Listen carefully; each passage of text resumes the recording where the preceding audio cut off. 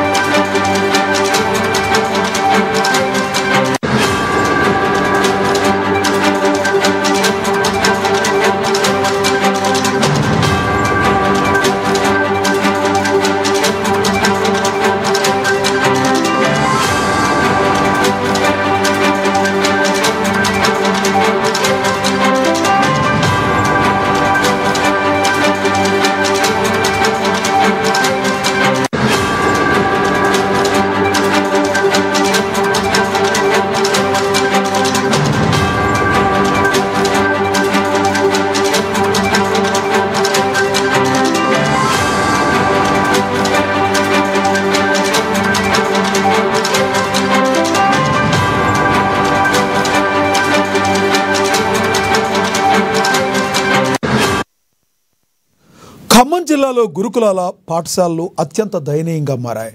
ప్రభుత్వాలు మారినా ఆ గురుకులాల తీరు మారలేదంటూ స్థానికులు వాపోతున్నారు. తమ జీవితంలాగా తమ పిల్లల జీవితాలు వృధా అవ్వకూడదని పేరెంట్స్ ఎంతో ఆశతో గురుకులం స్కూల్కు పంపిస్తున్నారు. కానీ ట్రైబల్ స్కూల్ దుస్థితి గురించి తెలుసుకున్న ఇటు స్టూడెంట్స్ అటు పేరెంట్స్ మదన పడిపోతున్నారు. ఖమ్మం నుంచి 3 మంత్రులు ఉన్నప్పటికీ గురుకులాల తీరు మాత్రం మారడం లేదని స్థానికులు మండిపడుతున్నారు. సాంఘిక సంక్షేమ బాలుర గురుకుల పాఠశాల కూడా అలాంటిదే. గురుకులం లాంటిదే కానీ అక్కడ సౌకర్యాలు ఉండవు. గురుకులం లాంటిదే అక్కడ బెంచీలుండవు. గురుకులం లాంటిదే నేలపైనే నిద్రపోవాలి. గురుకులం లాంటిది వర్షం వస్తే మెలకువతో ఉండాల్సిన పరిస్థితులు దాపరించాయి. ఇక ఇదే విషయానికి సంబంధించి మరింత సమాచారాన్ని మా ప్రతినిధి ఉపేందర్ అందిస్తారు లైవ్ ద్వారా. ఉపేందర్, చెప్పండి, అసలు గురుకులాల ఈ రకంగా ఉండడానికి ప్రధాన కారణం ఏంటి? అధికారులు ఏం చేస్తున్నారు? అసలు ఏం జరుగుతుంది అక్కడ? లక్ష్మీనాగు ఖమ్మం జిల్లా పాలేరు నియోజకవర్గం తిరుమలాయపాలెం మండలం బాలుర సాంఘిక సంక్షేమ గురుకుల పాఠశాల తీరు దయనీయంగా మారింది. అక్కడ ఉన్నటువంటి పరిస్థితులు కనుక గమనిస్తే అధ్వానంగా మారిందని చెప్పేసి క్లియర్గా మనం చెప్పుకోవచ్చు. ప్రధానంగా ఖమ్మం జిల్లాలో 3 మంత్రులు ప్రాతినిధ్యం వహిస్తున్న ప్రాంతంలో ఇలాంటి గురుకులం ఉంటుందా అనేటువంటిది కూడా అనుమానాస్పదమైనటువంటి పద్ధతిలో గురుకులం ఉంది. కానీ అక్కడ గురుకులం లాంటి ఒక బాలుర వసతి గృహాన్ని ఏర్పాటు చేసి ఏమాత్రం కూడా సౌకర్యాలు లేనటువంటి గురుకులం అక్కడ నిర్వహణ చూస్తూ ఉంటే అక్కడ ఉన్నటువంటి ప్రజలు, అక్కడ వచ్చినటువంటి విద్యార్థులు, తల్లిదండ్రులు బెంబెలెత్తిపోతున్నారు. ఎన్నో ఆశలతో ఆకాంక్షలతో గురుకుల పాఠశాలలో జాయిన్ అయినటువంటి విద్యార్థులు, తల్లిదండ్రులు కూడా పిల్లల భవిష్యత్తు మీద, ఉన్నతి మీద ఒక ఊహాజనితమైనటువంటి జీవితాన్ని గడుపుతా ఉన్నారు. తన కుమారుడు అత్యాధునిక సౌకర్యాలతోటి ఉన్నతమైనటువంటి విద్యను అభ్యసిస్తాడని చెప్పేసి ఆశించినటువంటి తల్లిదండ్రులు బెంబేలెత్తిపోయే విధంగా అక్కడ ఉన్నటువంటి అసౌకర్యాలు చాలా దయనీయంగా మారినాయి అని కూడా మనం చెప్పుకోవచ్చు. అంటే ఖమ్మం జిల్లా కేంద్ర నడిబొడ్డులో బొమ్మ ఇంజనీరింగ్ కళాశాలలో నిర్వహించబడుతున్నటువంటి బాలుర సంక్షేమ గురుకుల పాఠశాలకు సంబంధించి అత్యంత దయనీయమైనటువంటి పరిస్థితుల్లో అక్కడ 640 మంది విద్యార్థులు అక్కడ విద్యను అభ్యసిస్తా ఉన్న తీరు మాత్రం చాలా దయనీయంగా మారిందని చెప్పేసి చెప్పుకోవచ్చు. అదే నేపథ్యంలో ఆ గురుకులంకి సంబంధించినటువంటి ప్రధానమైనటువంటి గురుకుల సమస్య తీరు చూస్తే అక్కడ ఉన్నటువంటి ఫర్నిచర్ లేవు, అక్కడ ఉన్నటువంటి డోర్స్ లేవు, అసౌకర్యాలు తీవ్రంగా ఉన్నాయి. ఇంత దారుణమైన పరిస్థితిలో ఉంది. జిల్లాకు సంబంధించి 3 మంత్రులు ఉన్నారు దగ్గర. ఈ అధికారులు ఏం చేస్తున్నారు? రాజకీయ నాయకులు ఏం చేస్తారు? ఇంత దారుణమైన పరిస్థితుల్లో అసలు అధికారులు గుర్తించారా? ఎస్ లక్ష్మణ, గత ప్రభుత్వం చేసినటువంటి వైఫల్యాలు ఏదైతే గురుకులాల అట్టహాసంగా ప్రారంభించాలని చెప్పేసి ఆరంభ సురత్వం ప్రదర్శించి వదిలేసిందో, ప్రభుత్వం మారినా సరే విద్యార్థుల తీరు మారట్లేదని చెప్పేసి కూడా అనిపిస్తా ఉంది. అదే నేపథ్యంలో గురుకులాలకు సంబంధించిన నిర్వహణలో పర్యవేక్షించాల్సిన అధికారులు కూడా పూర్తి స్థాయి పర్యవేక్షించే దాఖలు కనిపించినటువంటి కూడా మనకు కనిపించట్లేదు. అంటే అధికారులు వస్తా ఉన్నారు, పర్యవేక్షిస్తా ఉన్నారు అని చెప్పేసి అక్కడ ఉన్నటువంటి విద్యార్థులు కొంతమంది అధ్యాపకులు చెప్తున్నప్పటికీ కానీ అద్దె కొంపలో ఉన్నటువంటి వాళ్ళందరికీ ఎటువంటి సౌకర్యం ఏర్పాటు చేయడానికి మా దగ్గర ఎటువంటి బడ్జెట్ లేదని చెప్పేసి ప్రధానంగా చెప్పుకొస్తున్న తీరు కనబడతా ఉంది. అంటే అక్కడ అద్దె భవనంలో నిర్మిస్తున్నటువంటి ఆ యొక్క సంక్షేమ గురుకుల పాఠశాలకు సంబంధించి ప్రస్తుతం అసౌకర్యాల నడుమ కొనసాగుతా ఉంది. గత 6 సంవత్సరాలుగా ఆ యొక్క విద్యా వ్యవస్థ తీరు మారకపోవడంతో అక్కడ విద్యార్థుల్లో కూడా ఆ గ్రోత్ కనిపించట్లేదని చెప్పేసినటువంటిది కూడా ప్రధానంగా ఆరోపణలు వస్తా ఉన్నాయి. ప్రస్తుతం అక్కడ గత 3 నెలలుగా గురుకుల పాఠశాలకి అద్దె ఇవ్వట్లేదు అనేటువంటిది కూడా ప్రధానంగా అక్కడ యాజమాన్యం చెప్తా ఉన్నాడు. మరోవైపున ఎటువంటి సౌకర్యాలు ఏర్పాటు చేయాలన్నా సరే అక్కడ ప్రభుత్వం నుంచి బడ్జెట్ రావట్లేదు అని చెప్పేసి అధికారులు చెప్తా ఉన్నారు. అటు ప్రభుత్వం మధ్య అధికారుల మధ్య అటు అద్దె భవనాల మధ్య విద్యార్థుల యొక్క భవిష్యత్తు ఉన్నతమైన భవిష్యత్తు తీవ్రమైనటువంటి ఆటంకం ఏర్పడే అవకాశం కనబడతా ఉంది లక్ష్మీనాథ్. అయితే ఉపేందర్ ప్రధానంగా ఆల్రెడీ ఇప్పుడు జూన్ జూలై ఆల్రెడీ చదువుకునే టైము, పిల్లలందరూ చదువు మీద కాన్సన్ట్రేషన్ చేయాల్సిన టైము. ఇలాంటి సమయంలో కనీస వసతులు కూడా లేకపోవడం చాలా దారుణమనే చెప్పాలి. ఇప్పుడు అది సంబంధించిన అధికారులు ఏం చెప్తున్నారు? ఇప్పటికైనా కూడా తక్షణ చర్యల్లో భాగంగా ఏం చేయబోయే అవకాశం ఉంది? లక్ష్మీనాథ్ ప్రస్తుతం మనం విజువల్స్ లో చూస్తే అక్కడ వాటర్ తాగడానికి కానీ లేదా అక్కడ తన కాలకృత్యాలు తీర్చుకోవడానికి కానీ సరైనటువంటి వస్తువులు లేకపోవడంతో విద్యార్థులు బెంబెలెత్తిపోతున్నారు. డార్మేటరీలోనే పడుకోవడం, డార్మేటరీలోనే తినడం, డార్మేటరీలోనే క్లాస్ రూమ్స్ ఫాలో అవ్వడం అనేటువంటిది కూడా దయనీయమైన పరిస్థితి అని కూడా మనం చెప్పుకోవచ్చు.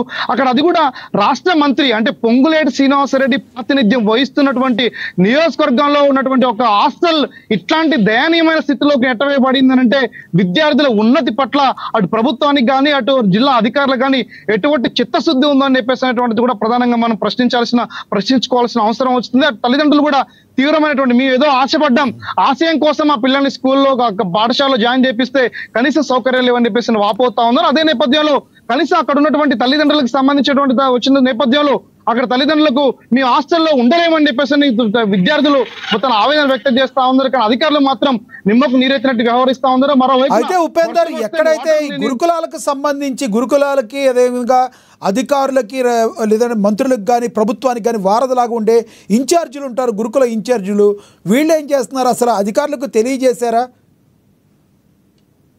ఎస్ లక్ష్మి, నాకు అధికారుల నోటీస్ లో ఎన్ని సమస్యలు ఉన్నాయి కానీ మేము చేసేది లేదు, ఇదే అద్దె భవనం అని చెప్పేసి అనేటువంటిది కూడా అధికారుల వైపు నుంచి స్పందన వస్తా ఉంది. ఒక సందర్భంలో కనీసం అక్కడ ఇంతవరకు 2 నెలలు అవుతున్న పాఠశాలలు జూనియర్ కళాశాలలు ప్రారంభమై విద్యార్థులకు కనీసం పాఠ్య పుస్తకాలు ఇంతవరకు అందలేదని ఆరోపణలు వస్తున్నాయి. ఇంటర్మీడియట్ విద్యార్థులకు మెటీరియల్ అందట్లేదని చెప్పేసి అక్కడ ఉన్నటువంటి విద్యార్థులు వాపోతా ఉన్నారు. ఇంతవరకు డ్రెస్ కోడ్ కూడా ఇవ్వలేదని చెప్పేసి కూడా మరోవైపున విమర్శలు వస్తా ఉన్నప్పటికీ అధికారులు ఎవరు దీని పట్ల పర్యవేక్షణ లేకదనేటువంటిది కూడా స్పష్టంగా కనిపిస్తా ఉంది. మరోవైపున విద్యార్థులకు అందవలసినటువంటి మినిమం సౌకర్యాలు కానీ అక్కడ ఉన్నటువంటి ఎటువంటి వసతులు కానీ కల్పించే దాంట్లో మాత్రం పాలకులు మరోవైపున అధికారులు కూడా పూర్తిగా వైఫల్యం చెందారనేటువంటి కూడా తల్లిదండ్రుల నుంచి ఆరోపణలు వస్తున్నప్పటికీ ఇప్పటికే తల్లిదండ్రులు కోరుతున్న నేపథ్యం తక్షణమే మా కుమారులకి సరైన సౌకర్యాలు కల్పించి మా విద్య ఉన్నతికి వాళ్ళ ఉన్నతమైన జీవితానికి ప్రభుత్వం సహకరించాలని చెప్పేసి కూడా రాష్ట్ర మంత్రుల్ని కోరుతా ఉన్నారు. 3 మంత్రులు ఉన్న మురికి కంపులో విద్యార్థులు చదవాల్సిన దయమైన పరిస్థితులు నెట్టివేయబడుతుందని చెప్పి తల్లిదండ్రులు వాపోస్తా ఉన్నారు. కాబట్టి తక్షణమే జిల్లాలో ఉన్న 3 మంత్రులు కూడా అధికారులు కూడా స్పందించి సౌకర్యం ఏర్పాటు చేసి నూతన భవన సముదాయాన్ని నిర్మించేసి విద్యార్థులకు సకల సౌకర్యం ఏర్పాటు చేసి వాళ్ళ విద్యకు తోడ్పాటు అందించాలని చెప్పేసి కూడా మరోవైపు డిమాండ్స్ వస్తా ఉన్నాయి లక్ష్మీనాథ్. అయితే మంత్రి ఎవరైతే పొంగులేటి శ్రీనివాసరెడ్డి ఇలా కొలని ఇలా జరుగుతుంటే అసలు మంత్రి దృష్టికి ఇది వెళ్ళిందంటారా? లక్ష్మీనాథ్ గతంలో కూడా చాలా సందర్భంలో ఆ పాఠశాల నిర్వాహకులుగా ఉన్నటువంటి బృందం రాష్ట్ర ప్రస్తుతం ఉన్నటువంటి శ్రీనివాసరెడ్డి దృష్టికి తీసుకెళ్లారు. రెవెన్యూ శాఖ మంత్రి దృష్టి నోటీసులో ఉంచారు. కానీ రెవెన్యూ శాఖ మంత్రి అద్దె భవనం కొత్త భవనం నిర్మిద్దామని చెప్పేసి కూడా గతంలో హామీ ఇచ్చినట్టుగా అక్కడ ఉన్న వాళ్ళు చెప్తా ఉన్నారు. కానీ ఈ హామీ ఒక్క అడుగు కూడా గడప దాటలేదు అనేటువంటిది కూడా ప్రధానంగా విమర్శలు వస్తా ఉన్నాయి. తిరుమలాయపాలెం మండల కేంద్రంలో ఇంటిగ్రేటెడ్ గురుకుల పాఠశాల ఏర్పాటు చేయాలని చెప్పేసి ప్రయత్నాలు సఫలీకృతం కాలేదని చెప్పేసి మరోపైన ఆరోపణలు వస్తా ఉన్నాయి. విద్యార్థులకు చదువుకు కావాల్సిన సౌకర్యాలు కానీ అక్కడ వస్తువులు కానీ ప్రధానమైనటువంటి వాతావరణం కానీ క్రియేట్ కాకపోవడంతో అక్కడ నామమాత్ర ఫలితాలు కూడా వస్తా ఉన్నాయని చెప్పేసి అక్కడ టాప్ లో ఉన్నటువంటి లెక్చరర్స్ కాలేజీలో ఉన్నప్పటికీ ఫలితాలు మాత్రం ఆశించిన స్థాయిలో రాకపోవడం ప్రధానమైన కారణం వస్తువులు, విద్యార్థులు గ్రోత్ పెరగకపోవడం కూడా వస్తువులే ప్రధాన కారణంగా అక్కడ ఉన్నటువంటి నిర్వాహకులు చెప్తున్న నేపథ్యం కూడా కనబడతా ఉంది లక్ష్మీనాథ్. Thank you Upender. అయితే మనం చూస్తున్నాం గురుకులాల తీరు మాత్రం మారడం లేదని స్థానికులు అయితే మండిపడుతున్నారు. సాంఘిక సంక్షేమ బాలుల గురుకుల పాఠశాల కూడా ఇలాంటే ఉందంట. ఈ రకంగా మనం విజువల్స్లో చూస్తున్నాం. ఇంత దయనీయ పరిస్థితుల్లో అక్కడ విద్యార్థులు ఉండటం చూస్తుంటే అక్కడ పేరెంట్స్కే కాదు, చూసే నార్మల్గా ఉండే సామాన్యులు కూడా 1కి 100 సార్లు ఆలోచించాల్సిన పరిస్థితి. ఇది ఎటువంటి పరిస్థితుల్లో మంత్రికి చేరే వరకు కూడా ఎటువంటి పరిస్థితుల్లో ఎవరైనా కూడా దీన్ని మంత్రికి చేరవేసే బాధ్యత అయితే 100% అక్కడున్న ప్రజానికం దగ్గర నుంచి ఫోర్త్ ఎస్టేట్గా ఉన్న మీడియాకు కూడా 100% ఉంటుంది. ఇది ఎటువంటి పరిస్థితుల్లో ఈ గురుకులాలకు సంబంధించి పూర్తి అయ్యే వరకు కూడా సమస్య పరిష్కారం అయ్యే వరకు కూడా ఏఎన్ఎన్ న్యూస్ కూడా అలుపెరగని పోరాటం అయితే చేస్తుంది. దీనికి సంబంధించిన విజువల్స్ ఉన్నాయి, ఆ విజువల్స్ ప్లే అవుతాయి, చూద్దాం. ఇంటర్మీడియట్ 2వ సంవత్సరం తిరుమలపాలెం గురుకులంలో చదువుతున్నాడు. ఈ గురుకులంలో ఎన్నో ఆశలతో మా బాబుని అడ్మిషన్ చేర్పించినప్పటికీ ఇక్కడ అద్దె గుంపులో ఉన్నటువంటి అసౌకర్యాల మధ్య మా బాబుతో పాటు విద్యార్థులు కూడా అనేక ఇబ్బందులు పడుతున్నారు. వారికి వర్షం వస్తే కిటికీలోంచి జల్లు వస్తూ ఇబ్బంది పడుతుందని చెప్పేసి పిల్లలు పదే ఫోన్ చేయడం, స్నానం చేయడానికి సరిపడా నీళ్లు రావట్లేదని, బాత్రూమ్ కూడా కొన్ని వందల మందికి 2-3 బాత్రూమ్లే ఉండి నానా ఇబ్బందులు పడుతున్నాయని చెప్పి మా పిల్లలు మా దృష్టికి తీసుకురావడం జరిగింది. అదేవిధంగా కళాశాల ఇప్పుడున్నటువంటి అద్దె కళాశాల భవనంలో పరిసరాలు కూడా శుభ్రంగా లేవు. ప్రస్తుత సీజనల్ వ్యాధులు వచ్చే అవకాశం ఉంది కాబట్టి తక్షణమే అధికారులు, సంబంధిత ఖమ్మం జిల్లా మంత్రులు కూడా కృషి చేయాలి.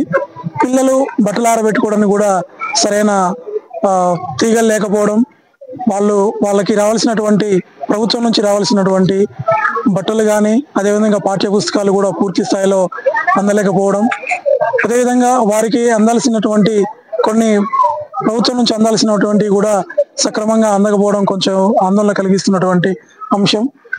వీటన్నిటికీ పరిష్కార మార్గం చూపే విధంగా ఇక్కడ ఉన్నటువంటి మంత్రులు అదేవిధంగా జిల్లా ఉన్నతాధికారులు కృషి చేయాలి. ప్రతిసారి మేము వచ్చిన సందర్భంలో పిల్లలు చెప్తున్న బాధ, వాళ్ళు పడుతున్న ఇబ్బందులు చూస్తుంటే మాకు చాలా ఇబ్బందికరంగా ఉంది. పిల్లలు చదివి భవిష్యత్తులో మంచి ఉన్నతమైన స్థాయికి ఎదగాలని చెప్పేసి ప్రభుత్వ విద్యను బలపరిచే విధంగా ప్రభుత్వ విద్యను ప్రోత్సహిస్తూ మా పిల్లల్ని కూడా ప్రభుత్వ కళాశాలలో చేర్పించినాం, గురుకులంలో చేర్పించినాం. కానీ ఇక్కడ అన్ని ఉన్న అల్లు నోట్ల చని అన్న సందంగా ప్రభుత్వం నుంచి వసతులకి ప్రభుత్వం అనేక అవకాశాలు కల్పిస్తున్నా ఇక్కడ నిర్వాహకులు వసతులు కల్పించడంలో చాలా ఇబ్బందులుగా పడుతున్నది ఇక్కడ వాస్తవంగా మేము పేరెంట్స్ గా గమనించినటువంటి అంశం. కాబట్టి తక్షణమే ఈ తిరుమలపాలెం గురుకులంకి పక్కా భవనం మంజూరు చేసి ఈ యొక్క అద్దె కంపులో ఉంటున్నటువంటి పిల్లలకు మౌలిక సదుపాయాలు కల్పించి నాణ్యమైన విద్య, నాణ్యమైన సౌకర్యాలు కల్పిస్తారని చెప్పేసి మేము అధికారులని, మంత్రులను కోరుతున్నాం. నా యొక్క కుమారుణ్ణి 5వ తరగతిలో తిరుమలపాలెం గురుకులం నందు ఈ సంవత్సరం జాయిన్ చేయడం జరిగింది. ఎన్నో ఆశలతోని పిల్లల భవిష్యత్తును దృష్టిలో పెట్టుకొని గురుకులం రాపిచ్చి ఇక్కడికి తీసుకురావడం జరిగింది.